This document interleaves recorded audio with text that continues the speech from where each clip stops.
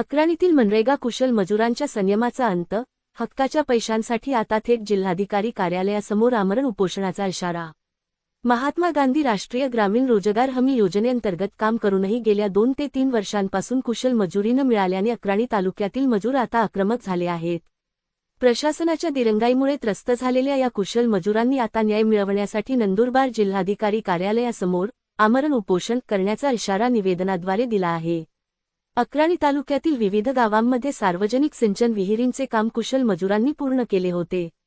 विहिरींचे बांधकाम होऊन त्या वापरातही आल्या आहेत।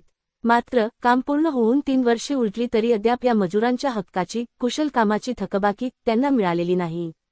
प्रशासनाकडून फक्त आश्वासने। मजुरांच्या म्हणण्यानुसार त्यांनी यासंदर्भात वारंवार पंचायत समिती अक्राणी येथील संबंधित विभागाचे उंबरठे झिजवले, लेखी निवेदने दिली, विनंती केली, परंतु प्रत्येक वेळी प्रशासनाकडून केवळ आश्वासनेच मिळाली।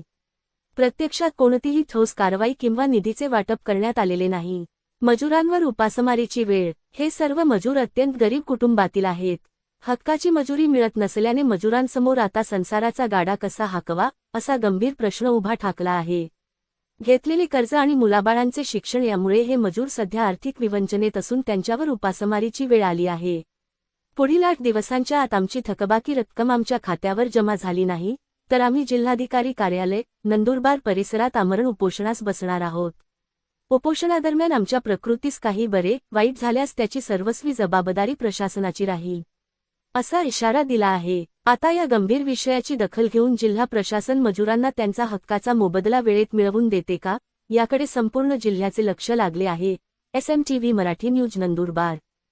दोडगाव तालुका अमृता विहा विहीर मजुरी है मिलती काय ना हा त्याकत आवयात आणि निवेदन आपी हो जर आधी हो आत ने को यता आम उपोषण बहिला बेड़ा विद्रोही है ते आम जो मजुरी है मिली जाऊ जावे।